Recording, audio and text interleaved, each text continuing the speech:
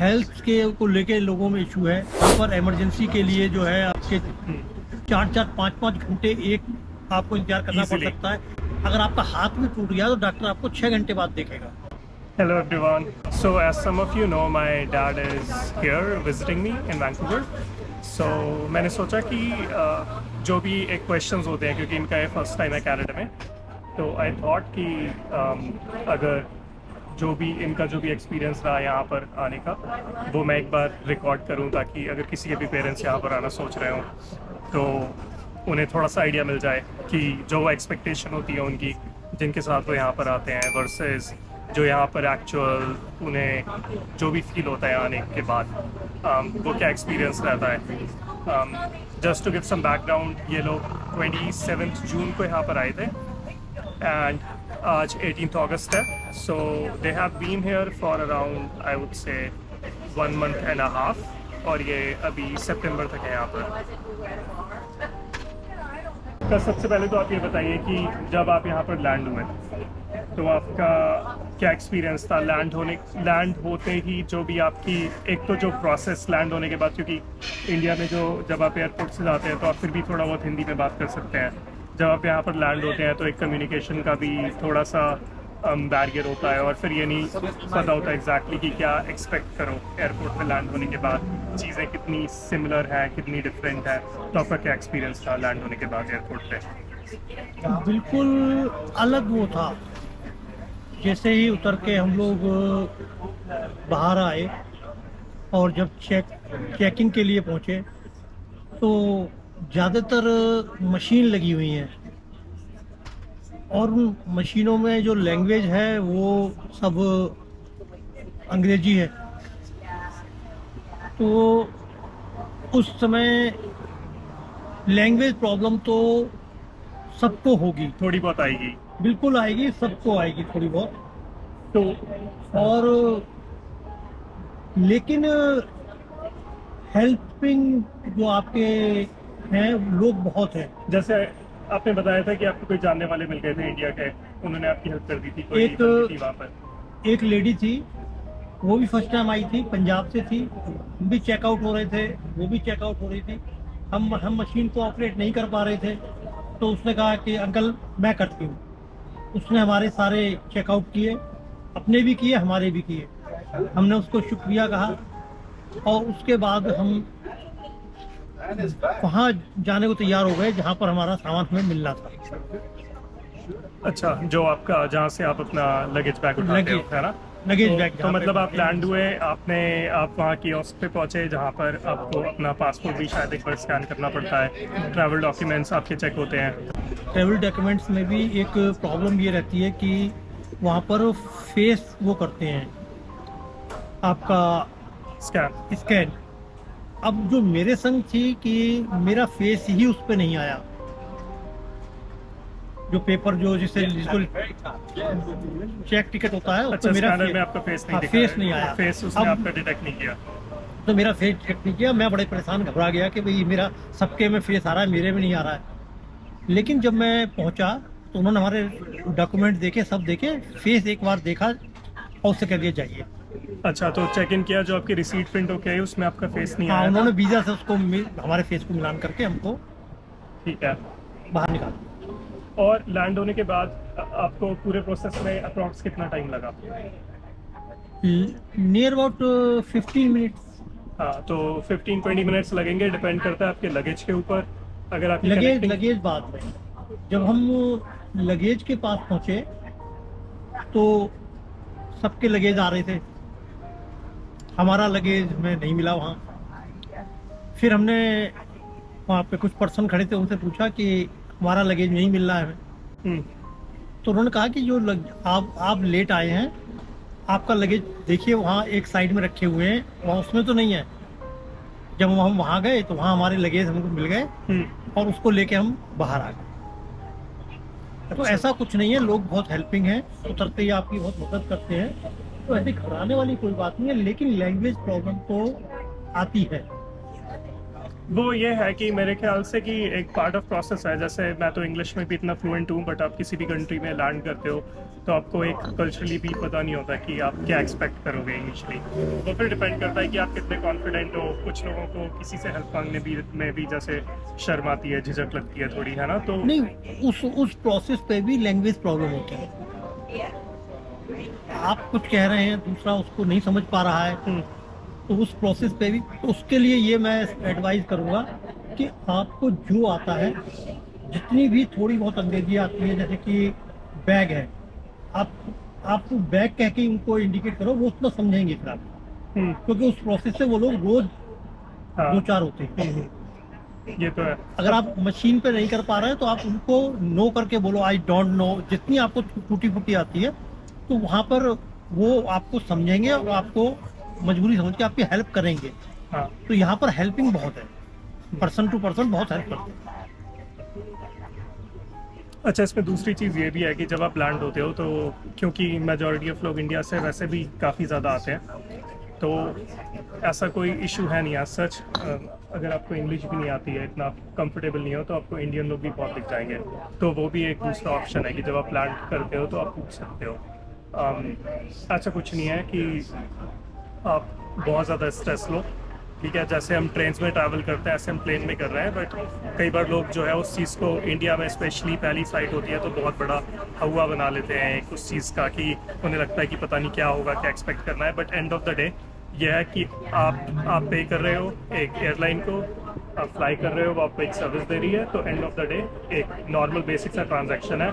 आपके पास अगर आपका टिकट है, पासपोर्ट है, सारी चीज़ें हैं, तो फिर there is nothing to worry about. और अगर आपको लैंग्वेज का थोड़ा बहुत भी इशू आता है तो आप डिस्कस कर सकते हो, वहाँ पर आपको हेल्प मिल जाती है, लोग मिल जाते हैं। नहीं, वैंकूवर में तो वैसे भी जो चेकिंग अथॉरिटी है उसमें भी इंडियन हैं, कुछ सिख हैं, कुछ सिंधी हैं, और अलग अलग कम्युनिटी के उसमें हैं, और वो फेस से मालूम पड़ जाता है उनके कि ये सिख हैं, ये इंडियन।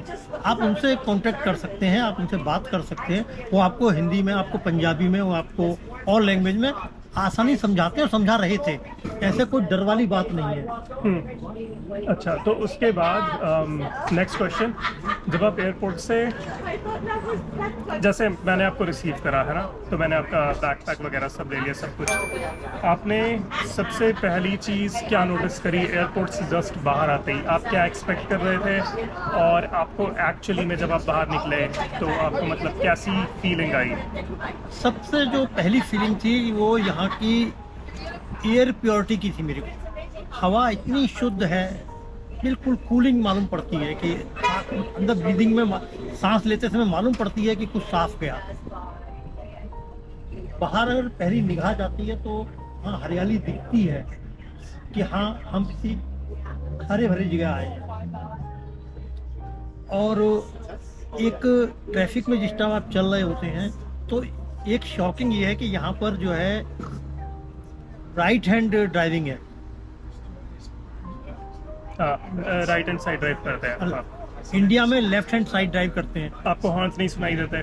तीसरी चीज, बिल्कुल भी हॉर्न सुनाई नहीं देते यहाँ। अभी एक सुनाई दिया, ये it is rare, but generally आपको कुछ हॉर्न नहीं सुनाई देते, और हॉर्न यहाँ यूज ही नहीं होते हैं। हर कोई अपनी लाइन में चल रहा है, अपनी स्पीड जो लिखी हुई है उस पर चल रहा है।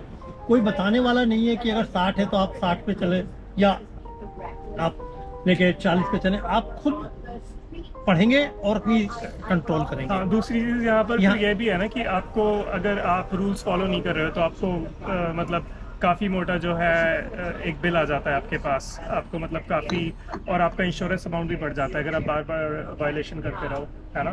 तो आपका फ्यूचर में जैसे वो चीज़ें सारी ट्रैक होती हैं आपके रिकॉर्ड पे।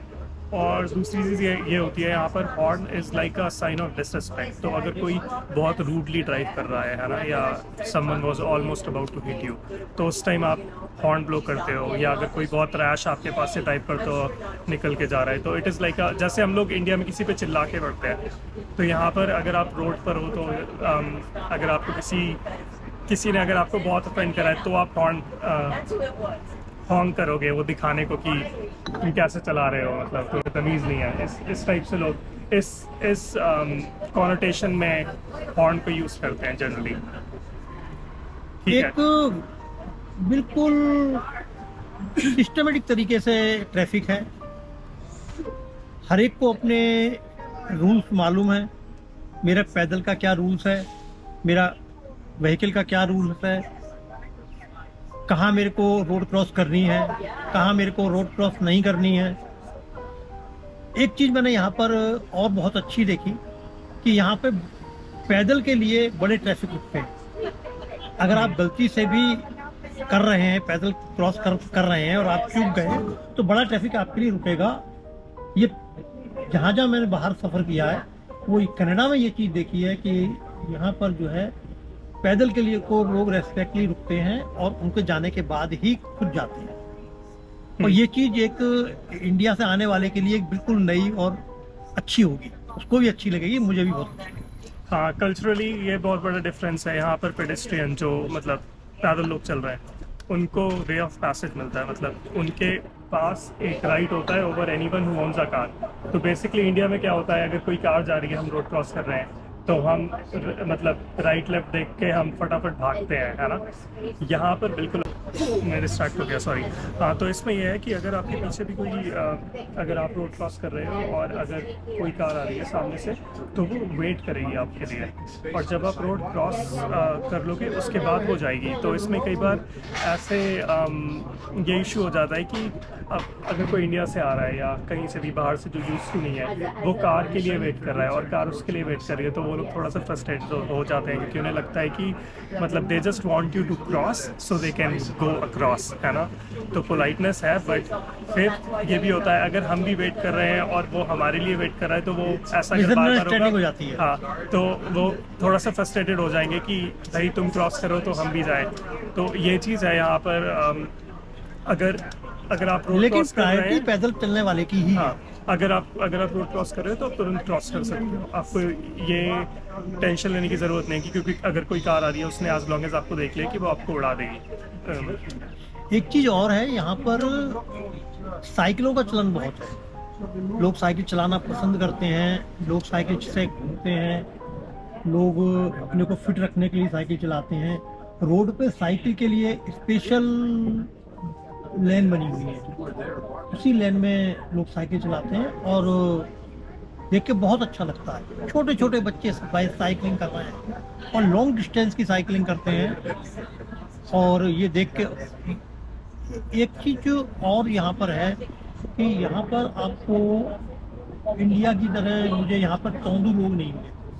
हर बंदा फिट है, हर बंदा लेबर कर रहा है, हर बंदा लंबे डिस्टेंस की पैदल वॉक कर रहा है, हर बंदा अपने खाने के प्रति कॉन्शियस है, मुझे क्या खाना चाहिए। जैसे कि हमारे भारत में तेल का चलन बहुत ज़्यादा है, यहाँ पे लोग फूड ऑयल को यूज ही नहीं करते, बिल्कुल फूड ऑयल नहीं है, तला भुना बिल्कुल नहीं है, और सब हेल्थ कॉन्शियस हैं, सबकी हेल्थ बहुत बढ़िया है। और लगता है कि यहाँ पर हर व्यक्ति वो अपना असली जीवन जी रहा है। लॉन्जेविटी, हाँ, यहाँ पर लोग ज़्यादातर ना लॉन्जेविटी पे ज़्यादा फोकस करते हैं कि हेल्थ कॉन्शियस। फिर दूसरी चीज़ ये है, एक कल्चरल डिफरेंस सबसे बड़ा है इंडिया में। जैसे जब भी कोई बूढ़ा होता है, जैसे तो हम लोगों के यहाँ सोशल सिक्योरिटी स्कीम इतनी ऐसा कुछ नहीं है कि ओल्ड एज होम्स है, कुछ भी नहीं है। तो बच्चे पेरेंट्स का ख्याल रखते हैं, फिर उनके बच्चे उनके पेरेंट्स का ख्याल रखते हैं। यहाँ पर ओल्ड एज होम्स भी हैं, ऑल दो उनकी सिचुएशन अब कितनी अच्छी है कितनी नहीं है वो एक पूरा अलग डिस्कशन है। बट जनरली लोग ट्राई करते हैं कि इतना फिट रहे लाइफ लॉन्ग कि वो ओल्ड एज में भी अपने बेसिक काम कर पाए सारे, जैसे ग्रॉसरी लेना या वॉक्स पे जाना, तो उन्हें किसी की हेल्प ना लेनी पड़े। इसी चीज़ में फिर आप ये चीज़ नोटिस करोगे कि मतलब 80, 85, 90 तक का भी बंदा मतलब they can walk easily, like 8-10 kilometre दिन में ईजिली वॉक हो जाती है। अब मैं यहाँ पर वेस्ट एंड में रहता हूँ, डाउनटाउन वैंकूवर में, तो यहाँ पर चलना इतना हो जाता है कि हमारे दिन के 10,000 स्टेप्स तो बेयर मिनिमम है। मतलब कल भी हम लोग वॉक पर गए थे। अगर आप 2 बार भी वॉक पर चले जाते हो तो आपके दिन के एंड में लाइक 10-12 किलोमीटर कहीं नहीं गए, इतना चलना हो ही जाता है। तो वो फिर आपकी हेल्थ के बेनिफिट्स आ जाते हैं उस चीज़ में। और दूसरी चीज़ है खाने को लेके, इंडिया में कैनोला ऑयल और ये सारे ऑयल्स बहुत यूज़ होते हैं। यहाँ पर इंडियन कम्युनिटी तो ऑफ कोर्स यूज़ करती ही है जनरली, बट अगर आप यहाँ के लोगों का लाइफस्टाइल देखो तो ऑलिव ऑयल यूज़ होता है क्योंकि उसे काफ़ी हेल्दी माना जाता है, या कुछ लोग कोकोनट ऑयल यूज़ करते हैं। लेकिन तो उसकी भी क्वांटिटी बहुत कम होती है, बहुत कम क्वांटिटी में यूज़ करते हैं। दिन भर में जहाँ तक है कि मैंने समझा है 2 चम्मच से ज़्यादा शायद ही कोई ऑयल खाता होगा। और हम तो फ्राइड खाते हैं, समोसा खाते हैं, जहाँ खड़े हो गए वहीं पे खाते हैं। यहाँ पर ऐसा कुछ नहीं है, बंदा टाइम से खाएगा, क्वांटिटी भी खाएगा, खाने से पहले सोचेगा ये मेरे खाने लायक चीज़ है या नहीं है। इंडिया में कोई कुछ नहीं सोचता, जो मिल गया वो सीधे टैंक में डाला, जो मिल गया। इसी मारे इंडिया में हेल्थ लोगों की इतनी अच्छी नहीं है। हाँ, कुछ चीज़ें आपस में रिलेटेड होती हैं जो मैंने यहाँ पर देखी। यहाँ का हेल्थ सिस्टम बिल्कुल मतलब जो है इतना सिस्टमिक नहीं है। तो हेल्थ के को लेके लोगों में इशू है।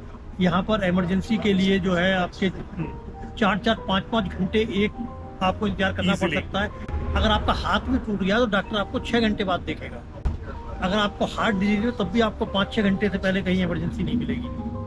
तो ये इसीलिए लोग जो है यहाँ के जो सिस्टम है हेल्थ का, हो सकता है इसको लेके ये सिस्टम डेवलप हो गया हो कि हम बहुत हेल्थ कॉन्शियस हैं, क्योंकि यहाँ पर हमारी जो है मेडिकल फैसिलिटीज़ हमारी कंट्री की इतनी अच्छी नहीं है। तो इसलिए मैं बुजुर्गों से जो अपने बच्चों के पास आना चाहते हैं इतना ज़रूर कहूँगा कि जब वो आए तो आने से पहले थोड़ी अपनी चलने की दायरा बढ़ाएं, पैदल चलने ज़्यादा चलें, जिससे इन्हें यहाँ पे दिक्कत ना हो। कुछ एक चीज़ और भी है कि अपनी जो उनकी रेगुलर मेडिसिन चलती हैं, या जो उन्हें लगता है कि हमें अपनी सेहत के लिए एक नॉर्मल सी है, लूज मोशन है, पैर दर्द है, सिर दर्द है, पेट दर्द है, जो नॉर्मल सी चीज़ें इंडिया में, खांसी जुकाम है, उनकी मेडिसिन इंडिया से ही आप लेके आएँ और उसको किसी डॉक्टर से प्रिस्क्राइब करके लाएं कि अगर ये बंदा जा रहा है तो वहाँ पर जो है इसको इस मेडिसिन की आवश्यकता पड़ सकती है, क्योंकि इस मेडिसिन का ये यूज टू है, और उसको लेके जरूर आएँ, वरना आपको यहाँ पर दिक्कतें हो सकती हैं। क्योंकि कनाडा का हेल्थ जो सिस्टम है वो इंडिया जैसा नहीं है कि हर किनारे पे डॉक्टर मिल गया, हर उस पे आपको गांव में भी मेडिसिन मिल गई। गांव में आपके सिर दर्द हुआ तो किराने से जाके आपने एनाल्जीन खा ली, ऐसा सिस्टम नहीं है। यहाँ पर डॉक्टर उपलब्ध ही नहीं है।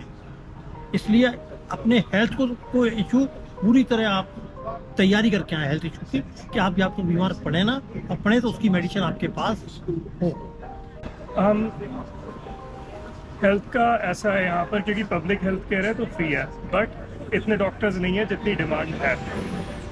तो हेल्थ केयर सिस्टम पे काफ़ी ज़्यादा प्रेशर है। और इसमें फिर अगर आप इमरजेंसी में भी जा रहे हो तो जैसे आपने बताया कि 5-6 घंटे वेट इजीली करना पड़ सकता है। और दूसरी चीज़ फ्रस्ट्रेटिंग ये होती है कि मान लीजिए आपको डेंटिस्ट को भी देखना है इमरजेंसी में, और आपका कोई डेंटिस्ट नहीं है, या आपका कोई फैमिली डॉक्टर नहीं है। आप फैमिली डॉक्टर भी बनाने पड़ते हैं, मतलब जो आपका एक डॉक्टर होगा।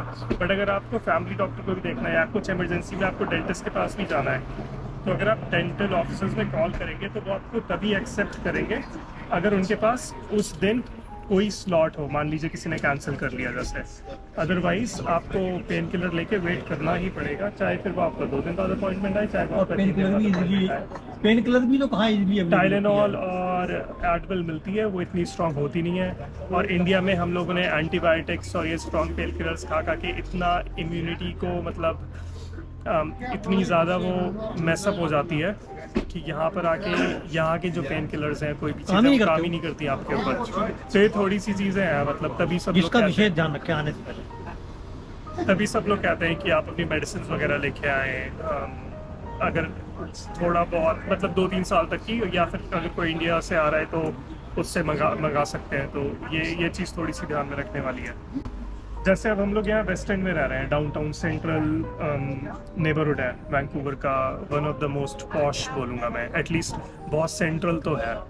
और सारी चीज़ें वॉकेबल हैं। तो इसमें चारों तरफ बीचेस हैं, कैफ़ेज़ हैं वॉकिंग डिस्टेंस पे, ग्रॉसरी स्टोर्स हैं। तो डाउनटाउन में जो लोग आते हैं उन्हें यूजुअली एक कार रखने की भी ज़रूरत नहीं पड़ती, क्योंकि आपका जितना भी जो भी चीज़ आपकी नीड की है वो आपको 5-10 मिनट वॉकिंग डिस्टेंस पे मिल जाता है। यहाँ पर रहने के बाद, और जैसे आप सरी गए थे एक दिन, है ना, तो वहाँ पर आपने नोटिस करा था कि सेक्टर्स थोड़े बड़े बड़े हैं, घर दूर हैं, आपको वॉलमार्ट या शॉपिंग सेंटर जाना पड़ता क्रॉस करना। आपने क्या डिफरेंस नोटिस करा कि कुछ लोग कहते हैं कि मतलब पैसे बचाने के लिए या थोड़ा सा रेंट पे $100-200 का जो फ़र्क आता है उसे सेव करने के लिए सरी में रहते हैं या फिर डेल्टा में रहते हैं जो थोड़ा इंडियन नेबरहुड है। तो उसके कंपैरिजन में आपको यहाँ के एनवायरनमेंट में क्या डिफरेंसेस लगे, क्या आपको पॉजिटिव लगा यहाँ पर? सरी में जो है चीज़ें बहुत दूर दूर हैं। यहाँ पर बहुत कम एरिया में वो सब चीज़ें उपलब्ध हो जाती हैं। थोड़ा सा ये बोलिए। सरी में अगर आप किसी चीज़ को, आपको ग्रॉसरी भी लेनी है तो आपको करीब काफ़ी दूर जाना पड़ेगा, तो वहाँ के लिए व्हीकल आपको होना ज़रूरी है। यहाँ व्हीकल होना आपके लिए ज़रूरी बिल्कुल भी नहीं है, क्योंकि हर चीज़ आपके वॉकिंग डिस्टेंस पे है। फिर तीसरी चीज़ एक और है कि लोग यहाँ पर आके, बुजुर्ग अगर सरी रह रहे हैं तो वो बोर होंगे ही होंगे, क्योंकि बच्चे काम पे चले जाएंगे, वो घर में ही रहेंगे। फिर लैंग्वेज प्रॉब्लम है, बाहर निकल नहीं सकते, रोड में भी इतनी जल्दी पहचान नहीं होती है रोडों की, टाइम पास ही नहीं होता। टाइम पास नहीं होता। अच्छा, ये जो डाउनटाउन है इसके अंदर ऐसा है कि हर चीज़ है। आप अपने घर से निकलिए, बीच पे चले जाइए, वहाँ पे आप बैठे रहिए, समुद्र का नज़ारा देखिए, आते जाते जहाज देखिए, लोगों का बीच पे लोगों की चहल पहल देखिए, वहाँ पे आपको यहाँ के लोगों का बीच पे जो लाइफ स्टाइल है वो दिखता है। आपको यहाँ पर कोई म्यूजिक बजा रहा है बीच के किनारे खड़े होके, तो यहाँ लोगों का कल्चर, जो कैनेडियन कल्चर है, बिल्कुल निखर के दिखता है। वहाँ पर आपको वो चीज़ नहीं दिखती। आप इंडिया से कंपैरेटिवली उल्टा ज़्यादा ही बोर हो सकते हो घर में, स्पेशली अगर आपके बच्चे ऑफिस जॉब करते हैं। तो अगर वो दिन में जाएंगे, अनलेस आपकी फैमिली, मतलब अगर आपके रिलेटिव्स का भी घर आसपास है, आप कहीं और भी वहाँ पर एल्डरली हैं, वो भी तो अगर जॉब पे जाएंगे, बट भी तो जॉब पे जाएंगे। हाँ, लेकिन अगर जैसे फैमिली में कुछ पेरेंट्स रह रहे हैं तो वो एक साथ मिलके अगर थोड़ा बहुत टाइम पास हो जाए तो वो कर सकते हैं। बट मेरा टचवुड लकीली है कि मेरा वर्क फ्रॉम होम है, तो मैं घर से ही काम करता हूँ। तो लंच ब्रेक पे हम लोग वॉक्स पे चले जाते हैं। फिर मेरा काम भी इतना बिजी नहीं होता, डिपेंड करता है डे टू डे। तो हम लोग मतलब दिन में 1-2 बार वॉक्स पे चले जाते हैं। दोपहर में पार्क है, नेल्सन पार्क, बिल्कुल अपार्टमेंट के अक्रॉस, तो वहाँ पर भी जाके बैठ जाते हैं इजीली। ये लोग खुद भी वॉक पे चले जाते हैं, क्योंकि छोटा नेबरहुड है, अपना चहल पहल दिखती रहती है, जैसे आप लोग देख सकते हैं यहाँ पर। तो वो चीज़ कन्वीनियंट रहती है। बट अगर यहाँ टाइम पास हो जाता है, टाइम पास इजीली हो जाता है। जैसे बहुत से लोग जब मम्मी पापा यहाँ पर आए थे तो उन्हें बोल रहे थे कि क्या करोगे, 2 महीने वहाँ बोर हो जाओगे, और मैंने यही कह रहा था कि बोर हो ही नहीं सकते यहाँ पर, मतलब इतना सब कुछ है करने को। लेकिन सरी में तो होंगे, सरी में होंगे, क्योंकि बच्चे अपने काम में व्यस्त हैं। बुजुर्ग क्या करेगा, कुछ है नहीं करने को। अल्टीमेटली गुरुद्वारे भी बहुत दूर दूर हैं, बहुत है। आप गुरुद्वारे भी कितने दिन, मतलब रोज तो जाओगे नहीं आप? अगर रोज भी जाओगे तो डिस्टेंस बहुत है, बच्चा आपको छोड़ के आए, लेके आए, इतना टाइम उसके लिए आजकल के बच्चों की बात नहीं है, क्योंकि व्यस्त है लाइफ में, अपनी जो है स्ट्रगल कर रहे हैं। अब इसमें ये चीज़ है कि अगर आपके जो मतलब बच्चे हैं, अगर मतलब किसी की फैमिली है, उनका कॉलेज सरी के आसपास है, या अगर आपको इंडियन कम्युनिटी में ही रहना है ना, अगर आप वो कंफर्टेबल हो, अगर आपका वो गोल है, तो फिर आपके लिए वो जगह परफेक्ट है, क्योंकि आपको बिलोंगिंगनेस वाली फील आएगी एक। लेकिन वो डिपेंड करता है कि आप अल्टीमेटली चाह क्या रहे हो, आपका कंफर्ट लेवल क्या है। ऐसे यहाँ पर रिचमंड नेबरहुड है, तो वो पूरा Chinese neighbourhood, Chinese majority neighbourhood है। अगर आप नॉर्थ वैंकूवर चले जाते हो तो वहाँ पर पर्शियन कम्युनिटी बहुत स्ट्रॉन्ग है। डाउनटाउन में आपका राउंड अबाउट मिक्स है, मतलब आपको सब तरीके के लोग दिख जाते हैं यहाँ पर। तो यही चीज़ है, इस वजह से मेरे ख्याल से आप लोगों का मन थोड़ा सा ज़्यादा लग जाता है यहाँ। हाँ, तो अब आप मुझे ये बताइए कि आपका रूटीन, मतलब इंडिया में क्योंकि हमारा बिजनेस भी है, तो आप सुबह से शाम तक बहुत बिजी रहते हैं, और जब यहाँ पर आते हैं खाली टाइम होता है, कुछ करने को ऐसा सच होता नहीं है, तो कई बार हमें लगता है कि हम बोर हो रहे हैं, है ना, एज अपोज टू ये रियलाइज़ करना कि हमारे पास फ्री टाइम है, इस टाइम में हम कुछ कर सकते हैं। जो इंडिया में हम लोग इतने बिजी होते हैं कि हमें ये टाइम भी नहीं मिलता है सोचने का कि अगर थोड़ा भी खाली टाइम हमें लगता है हम बोर हो रहे हैं, है ना। तो यहाँ पर ये जो आपको खाली टाइम मिल रहा है, इसमें क्या कैसी फीलिंग आ रही है आपको? पहले तो ऐसा कुछ बहुत टाइम मिलता नहीं है क्योंकि घूमते रहते हैं हम लोग, लेकिन उसमें भी अगर कुछ हमें टाइम मिलता है तो अपने बिजनेस के बारे में कैसे उसको आगे बढ़ाया जाए, क्या करा जाए, जो वहाँ बैठ के नहीं सोच सकते यहाँ सोच सकते हैं। अपने घर की कोई कमी आप कर सकते हैं, यहाँ पे बिल्कुल अलग है कि हमारे घर में भी ऐसा होना चाहिए जो यहाँ है, या हमारे घर में ऐसा कुछ हो सकता है, तो उसके बारे में आप सोच सकते हैं क्योंकि आप बिल्कुल अलग जगह बैठे हुए हैं और आपकी एक कंपेयर कर सकते हैं आप कैनेडियन लाइफ और इंडियन लाइफ में, और यहाँ की कुछ अच्छी चीज़ें वहाँ पर करवा सकते हैं, वहाँ की कुछ अच्छे को और अच्छा कर सकते हैं। जैसे कि मुझे लगा कि मुझे पैदल चलना चाहिए यहाँ, जैसे मैं यहाँ चल रहा हूँ, तो मुझे लगा मैं अपनी लाइफ में इंडिया जाके पैदल चलना नहीं छोड़ूंगा। फिर मैंने एक ये किया कि यहाँ पे ऑयल नहीं है, हम लोग नेचुरली ऑयल बेमतलब का खाते हैं, तो मैं अपनी लाइफ से ऑयल को कम करूँगा। मुझे तो मतलब यहाँ पर ऑलमोस्ट 4 साल हो गए हैं। इनिशियली जब मैं इंडियन रूममेट्स के साथ रहता था, क्योंकि तब वही लाइफस्टाइल था।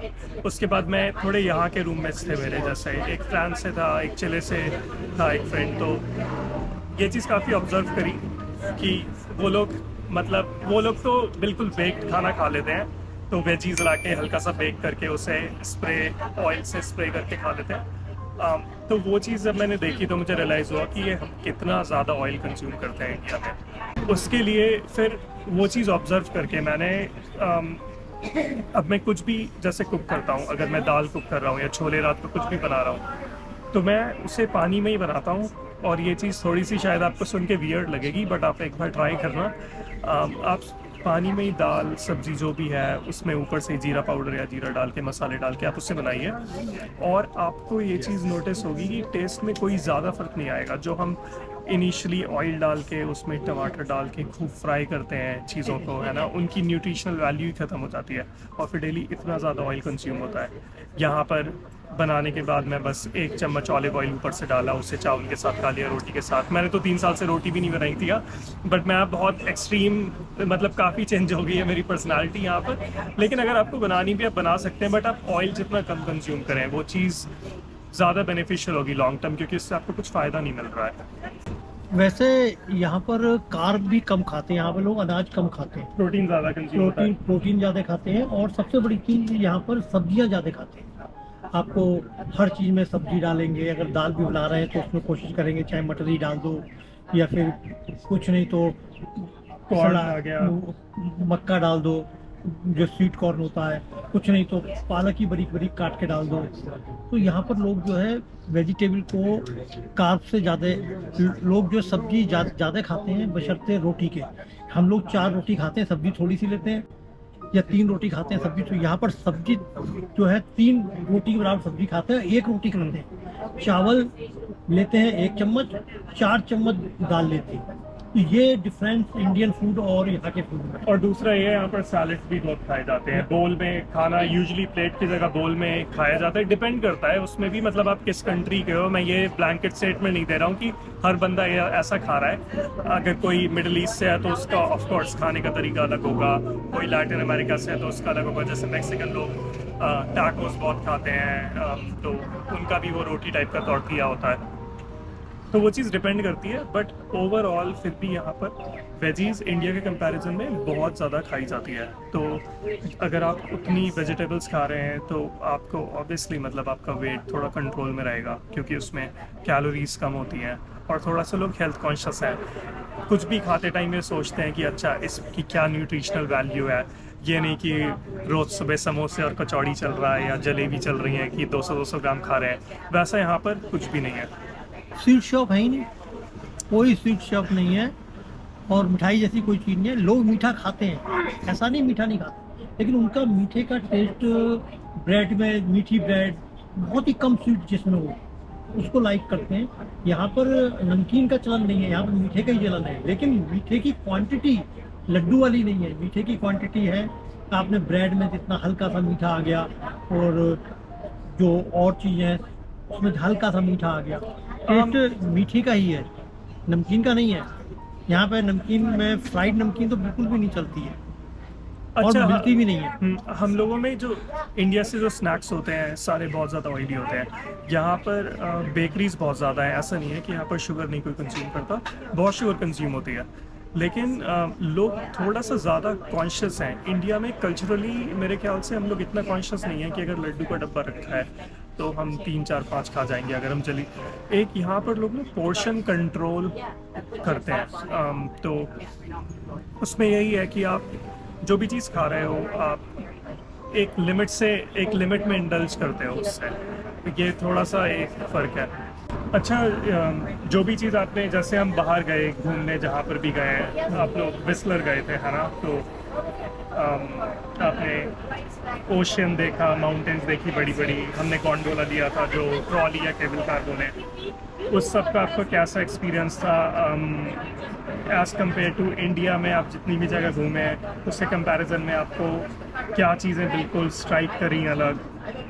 सबसे बड़ी बात यह है कि यहाँ पर पर्सनल बिल्कुल वेल बिहेव है, एक दूसरे के लिए बहुत ज़्यादा गैपिंग देते हैं, हाँ। भीड़ नहीं देते। टिकट ले रहे हैं तो लाइन में क्यू में भी एक के पीछे एक सट के नहीं खड़े होते, धक्का मुक्की नहीं है, बिल्कुल बीच में 1 1 फीट का लगभग गैप देते हैं, पर्सनल स्पेस देते हैं, और एक हर एक की इंडिविजुअलिटी अपनी अलग है। और तो और मैंने यहाँ पर देखा, यहाँ पर जो एक जेंडर की इक्वलिटी बहुत है। यहाँ पर लेडीज को भी जो है बिल्कुल वैसे ही सिर्फ वो दिया जाता है जो कि एक जेंट्स को दिया जाता है। लेडीज और जेंट्स काफ़ी इक्वल है। और तो और यहाँ पर जो कॉमन जेंडर्स हैं वो भी, उनको भी बिल्कुल उसी तरह का ही, बिल्कुल समाज में अगर कोई ये भी फील कर रहा है कि मैं लड़की जैसा दिखूं या लड़की जैसा आपके मन में, तो उसको एज ए लड़की ही समाज में जगह मिलेगी और लड़की की तरह ही वो बिहेव करेगा। वो लेडीज के कपड़े ओपनली मार्केट में पहन के घूम सकता है, कोई जज नहीं करेगा, कोई उसको जज नहीं करेगा ये कैसे घूम रहा है, कोई मजाक नहीं बनाएगा, ये चीज़ है ही नहीं है। ये चीज़ मैंने कल्चर यहाँ का देखा है। और इंडिया में तो ये शायद 50 साल बाद भी ना आ पाए कि आपकी पर्सनल जो है जेंडर की आपकी आज़ादी मिली हुई है। एक आदमी अगर आप कैसे भी अपने आप को एक्सप्रेस कर सकते हैं। अगर एक औरत ये चाह रही है कि मैं आदमी की तरह पहचानी जाऊं और मेरे नाम के आगे अगर शी की जगह ही लगे तो वो आदमी की तरह ही पहचानी जाएगी। लोग उसको उसी तरह ट्रीट करेंगे, उसको एजुकेशन में भी उसी तरह ट्रीट करेंगे, उसको सर्विस में भी उसी ट्रीट, उसको मार्केट में भी उसी तरह ट्रीट करेंगे। ये नहीं कि तू औरत है और तू औरत की तरह रहे, जैसे इंडिया में चलता है, वैसा कुछ नहीं है। यहाँ पर जेंडर इक्वलिटी बहुत ज़्यादा है और सबकी, हर जेंडर की बिल्कुल इक्वल रिस्पेक्ट है। अगर कोई कॉमन जेंडर भी है तो उसको एज ए कॉमन जेंडर मान के ही, उसकी एक नागरिक कनाडा का मान के उसको बिल्कुल वही इक्वल मिलेगा जो एक औरत को मिलेगा, जो आदमी को मिलेगा, वही उस कॉमन जेंडर को रिस्पेक्ट मिलेगी। अगर कोई एज अ स्टूडेंट आ रहा है यहाँ पर, तो आपके हिसाब से वो क्या एक्सपेक्टेशंस के साथ आए? क्या क्या चीज़ें वो सीख के इंडिया से, और क्या क्या चीज़ें अपने मन में बना के आए ताकि उससे डिसअपॉइंटमेंट कम हो आके और यहाँ इजीली एडजस्ट हो जाए? देखो, ऐसा होता है कि आदमी को दिमाग से मजबूती से तैयार होना चाहिए पहले तो आने के लिए, कि मैं बिल्कुल अलग कल्चर में जा रहा हूँ, तो मुझे उसके लिए उसको मेंटली प्रिपेयर होना बहुत जरूरी है उस बच्चे को। दूसरी चीज़ें एक और है, हम अपने बच्चों को इंडिया में बिल्कुल भी लड़कियों से काम लेते हैं, लड़कों से काम नहीं लेते। लड़के आवारागर्दी करते हैं, घूमते हैं, 4 यारों में बैठते हैं, तो यहाँ पर वो चीज़ नहीं चलेगी। यहाँ पर अगर लड़का आ रहा है तो उसे खाना बनाना भी आना चाहिए, उसको बर्तन धोने भी आने चाहिए, उसको लोगों से तमीज़ से बात करनी आनी चाहिए। जैसे इंडिया में तो जो गाली गुफ्तार और ये सब चलता है, यहाँ नहीं चलेगा। यहाँ पर हर कोई वेल बिहेव्ड है, वेल मैनर्ड है, तो वो चीज़ यहाँ नहीं चलेगी। उसको मेंटल तौर पे इस चीज़ के लिए भी प्रिपेयर होकर आना चाहिए। फिर यहाँ पे तो किक मारा 10 कदम पे जाना है, किक मारा मोटरसाइकिल जा रहे हैं, पड़ोस के घर में भी किक मार के मोटरसाइकिल जा रहे हैं, नहीं। बच्चों को कम से कम 8-10 किलोमीटर डेली पैदल चलने की भी प्रैक्टिस होनी चाहिए अगर वो कनाडा आ रहा है।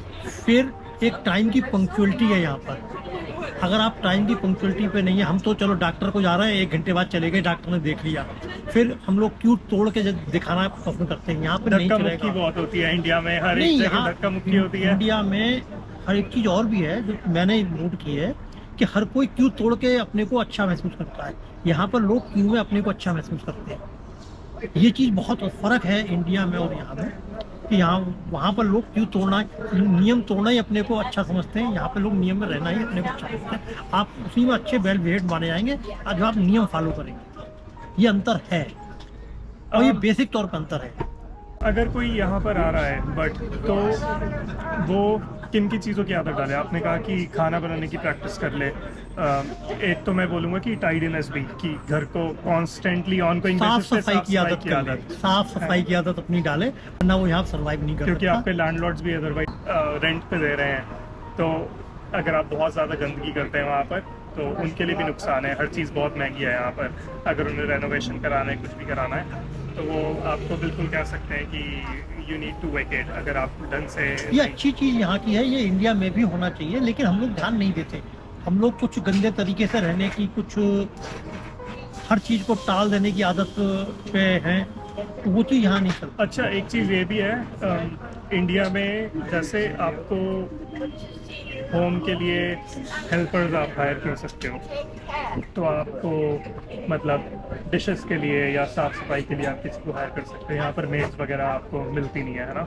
और ये चीज़ मेरे ख्याल से हमारे कल्चर की सबसे गंदी चीज़ है, गलत गंदी चीज़ चीज़ है, क्योंकि आप मतलब आप सेल्फ रिलायंट हो ही नहीं अपने डे टू डे चीज़ें करने के लिए। और फिर आप यहाँ पर आते हो तो आपको थोड़ा सा रियलिटी चेक मिलता है कि आपको 8-9 आवर्स जॉब पर भी जाना है, आपको कम्यूट भी करना है, आपको खाना भी ऐसे मैनेज करना है कि आप मतलब आपको अपना खाना भी मैनेज करना है। उस हिसाब से फिर आपको ऑनगोइंग बेसिस पे अपनी लॉन्ड्री भी करनी है, टाइडीनेस भी करनी है। उसके अलावा वीकेंड्स पे आपको अगर कहीं घूमने का इंटरेस्ट है तो वो भी, अगर आप आने के बाद 2 जॉब्स ले लेते हो तो आपको मतलब आपका स्केड्यूल बहुत बिजी हो जाता है। और अगर आप इफेक्टिवली नहीं टाइम मैनेज कर रहे हो तो ये काफ़ी ज़्यादा दिक्कत दे सकती है परेशान कर आपको देगा, initially। आपको परेशान कर देगा। हाँ, एक चीज़ और है यहाँ पर कि यहाँ पर किसी काम को बहुत छोटा बड़ा नहीं देखा जाता। हर काम काम है यहाँ के लिए। इंडिया में देख रहे हैं, अरे ये तो मिस्त्री है, अरे ये तो झाड़ू लगाने वाला है, अरे ये तो घर का नौकर है, अरे ये तो लेके स्वीपर है। एक रेस्पेक्ट यहाँ यहाँ पर स्वीपर की भी उतनी ही रिस्पेक्ट है जितने की एक क्लर्कल बाबू की है, जिसने बैंक के मैनेजर की है। इतना ज्यादा यहाँ पर पर्सनल रिस्पेक्ट लोगों की है कि देख के लगता है कि हम कौन सी जगह पे आ गए।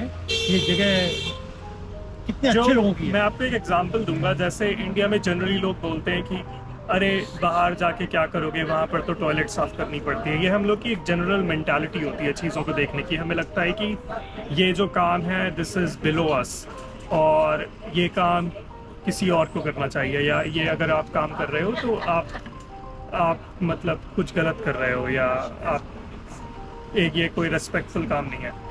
बट यहाँ पर जब आप आते हो, एक तो मिनिमम वेज होती है, चलिए वो सब ठीक है, आपको मिनिमम उतनी सैलरी मिलेगी किसी भी काम करने की। बट दूसरी चीज़ ये है कि कोई काम छोटा बड़ा नहीं है। तो इंडिया से यहाँ पर देख के तो कहना बहुत ईजी है कि ये लोग तो वहाँ पर जाके टॉयलेट साफ कर रहे हैं, ये कर रहे हैं। बट यहाँ पर that work is as respectable as working as a chef, या आप कहीं पर रेस्टोरेंट में सर्वर हो, या कुछ लोग बोलते हैं जैसे कि अरे वो तो सिक्योरिटी गार्ड है यहाँ पर। तो यहाँ पर ये चीज़ कोई ऐसी बहुत बुरी नहीं मानी जाती है अगर आप सिक्योरिटी गार्ड हो तो। सिक्योरिटी की भी प्रॉपर जॉब्स होती हैं, आपको लाइसेंस लेना पड़ता है। लाइसेंस के बाद फिर आप खड़े हो गए जहाँ पर भी, या अगर आप रूटीन चेक्स कर रहे हो अलग अलग बिल्डिंग्स के या शॉपिंग मॉल में, तो हर एक जॉब आपकी रिस्पेक्टफुल है। फिर आप you can work your way, आप ऑल सर्टिफिकेशंस ले सकते हो, आप एक करियर अपना बना सकते हो, धीरे धीरे मैनेजर बन सकते हो। तो इतना एज सच कुछ है नहीं जो हम इंडिया में इस चीज़ को काफ़ी नेगेटिवली देखते हैं, या हम लोगों को मतलब डिसरिस्पेक्टफुली बात करते हैं उनके बारे में। ये भी चीज़ मैं बोलूँगा कि अलग है थोड़ी। नहीं, वर्क के हिसाब से आदमी की यहाँ पर आइडेंटिटी है ही नहीं। यहाँ पर हर काम को आपकी आइडेंटिटी, आपका नेचर है, आपकी आइडेंटिटी, आपका वर्कमैनशिप है, आपकी आइडेंटिटी यहाँ पर जो है कितने आप अच्छे इंसान हैं उससे है, कितने आप हेल्पिंग हैंड हैं उससे है, आपकी फिजिक क्या कहते हैं उससे है, ना कि ये कि आप कौन सा काम कर रहे हैं। वर्किंग आइडेंटिटी यहाँ पर बिल्कुल भी नहीं है। You are not your work. हाँ, कोई आपको आपके काम के हिसाब से आपको नहीं आता कि आप कहाँ काम कर रहे हैं। अगर यहाँ पर लोग की आइडेंटिटी काम से एसोसिएट नहीं है तो फिर क्वेश्चन आता है कि आपकी आइडेंटिटी एज अ पर्सन किन चीज़ों के अराउंड रिवॉल्व करती है। जैसे मैं पर्सनली मतलब हाइक्स बहुत करता हूँ, कुछ लोग हैं वो स्पोर्ट्स में होते हैं, कुछ लोग हैं मतलब हॉबीज़ को ज़्यादा परस्यू करा जाता है इन जनरल। बिल्कुल बिल्कुल। तो आपके हिसाब से यहाँ पर लोग इतना क्यों कर पाते हैं और इंडिया में लोगों को क्यों इतना टाइम नहीं मिल पाता कि वो ये चीज़ें एक्सप्लोर ही नहीं कर पा रहे हैं चाह के लिए हॉबीज़? क्या रीज़न है? इंडिया को खाली इंडिया में लोगों को खाली बैठ के बातें करने में जो आनंद आता है वो यहाँ पर लोगों को हाइकिंग करने में आता है। यहाँ पर लोगों को लेक के किनारे लेट के सन का मजा लेने में आता है। तो बिल्कुल ही अलग है वहाँ की और यहाँ की सोच फर्क है। एक यहाँ टाइम वैल्यू है यहाँ पर, वहाँ पर टाइम वैल्यू नहीं है। वहाँ पर टाइम ही टाइम है। लोग अपने इतने वैल्यूएबल चीज़ जो टाइम है उसकी वैल्यू ही नहीं समझते और यहाँ समझते हैं। ये अंतर तो है। यहाँ पर एक ये भी डिफरेंस है कि आपकी जो भी हॉबीज़ है वो जनरली मतलब वेस्ट कोस्ट और ईस्ट कोस्ट में भी ये थोड़ा फ़र्क है कि अगर आप टोरंटो में हो, ब्रैम्पटन में हो, अगर आप ईस्ट कोस्ट में जाते हो वहाँ वेदर भी थोड़ा ठंडा होता है। अगर आप वेस्ट कोस्ट में आ जाते हो थोड़ा साउथ की तरफ जैसे वैंकूवर में, तो वेदर मतलब ठीक ठाक रहता है 15 से 25 डिग्री के अराउंड ईयर राउंड। एक आधे महीने खाली बर्फ़ पड़ती है तो बट इतना कुछ खास नहीं होता है। तो उसमें क्या है, लोग काफ़ी ज़्यादा फिजिकल आउटडोर्स ही हॉबीज़ करते हैं। जैसे मैं हाइक्स बहुत करता हूँ, अगर विंटर भी होती है तो स्की स्नोबोर्डिंग करी जाती है। समर्स में आप पैडल बोर्डिंग कर सकते हो, कायाकिंग कर सकते हो, ओशन में स्विम करने जा सकते हो। तो ये सारी जो हॉबीज़ भी होती हैं वर्क के अलावा, आप इन हॉबीज़ के बेस पे आपके अगर आप थोड़ा सा एफर्ट लगाओगे आके, जैसे मान लीजिए अगर आप आते हो आपकी कोई भी फ्रेंड्स नहीं है, या तो एक ऑप्शन है आप अपनी कम्युनिटी में रहो, और कई बार आप देखते हैं लोगों को डिप्रेशन हो जाता है क्योंकि वो जॉब के अलावा कुछ नहीं कर पाते हैं। बट दूसरा ऑप्शन ये है कि आप फेसबुक ग्रुप्स ढूंढो हाइकिंग से रिलेटेड या किसी भी चीज़ से रिलेटेड। आप थोड़ा सा एक एफर्ट लगाओ अपनी तरफ से और आपके जो फ्रेंड्स बनेंगे वो एक्टिविटी बेस्ड बन सकते हैं। तो आप फिजिकली भी फिट रहोगे, आप हर वीकेंड आपके पास कुछ करने को भी होगा, और आप जनरली मतलब एंजॉय भी कर सकते हो यहाँ पर। जो प्रॉपर जिसलिए हम आते हैं या जो सोच के आते हैं कि हम वहाँ पर जाएंगे, एक दूसरा लाइफस्टाइल होगा। तो अगर आप इनिशियली थोड़ा सा एफर्ट लगाओगे और आप इंटेंशनली अपने वीकेंड्स पे कोई एक्टिविटीज़ ढूंढोगे, कोशिश करोगे थोड़ा सा, तो वो थोड़ा सा ईजी हो सकता है। आपकी पर्सनैलिटी ही बदल जाएगी 3-4 साल में टोटल। ये सोबत वाली बात है। जैसे इंडिया में कहते हैं कि भाई सोबत बंदे की जो है उसको अच्छा बनाती है, बुरा बनाती है, बिगाड़ देती है और अच्छा बना देती है। यहाँ भी सोबत का है। अगर आप अकेले हैं, टाइम आप अच्छा ग्रुप ढूंढें, आप टहलने वालों का ग्रुप ढूंढें, आप जो है पहाड़ों पे चढ़ने वाले का ग्रुप ढूंढें, आप तैरने वालों का ग्रुप ढूंढें, यहाँ पे और कल्चरल एक्टिविटीज का ग्रुप ढूंढें। और उसमें जब आप मिक्सअप होंगे तो आप धीरे धीरे वो आपको मोटिवेट भी करेंगे और आप उन जैसे हो जाएंगे और आपको उनमें मजा आएगा। फिर आप वीकेंड चाहेंगे। पहले आदमी जब शुरू में आता है सोचता है वीकेंड अपने कैसे गुजारूंगा 2 दिन, फिर वो सोचता है मेरे पे ये 2 दिन का समय वक्त कम पड़ रहा है, और वो शुक्र से ही सोचने लगता है कि अरे मेरे 2 वीकेंड आ गए, मैं फला हाइकिंग करूंगा, फला लेक पे जाऊंगा, मैं लेके जो है फला लेके कौन सा फंक्शन कहाँ हो रहा है मैं उसको वो करूंगा यहाँ पे अटेंड। तो आपकी इंडिया से की हॉबी और यहाँ की हॉबी में बहुत कुछ चेंज आ जाता है, लेकिन उसको थोड़ा सा एफर्ट आपको करना है, थोड़ा सा मोटिवेशन यहाँ के जो लोग हैं, यहाँ के ग्रुप्स हैं वो आपको करेंगे। तो ऐसा कुछ कठिन नहीं है। ये कॉन्वर्सेशन तो बहुत लंबी हो जाएगी। अभी ये ठीक है, फर्स्ट पार्ट मैं अपलोड करूँगा घर जाके। आपके जो भी क्वेश्चंस हो कनाडा आने से रिलेटेड, कल्चर से रिलेटेड, वैंकूवर से रिलेटेड, या कुछ ऐसे टॉपिक्स डे टू डे जो आपको लगे कि कोई भी, अगर आप किसी यूट्यूबर को फॉलो करते हैं, अगर आपको लगता है कि वो कवर नहीं कर रहा है, या अगर आपको लग रहा है कि कुछ यूट्यूबर्स हैं वो इंडियन कम्युनिटी के अंदर ही इतने ज़्यादा रहते हैं कि उन्हें वो एक्सटर्नल एक बाहर का नज़रिया या पर्सपेक्टिव नहीं मिल रहा है, तो मैं उन टॉपिक्स पे भी वीडियोस बना सकता हूँ फ्यूचर में।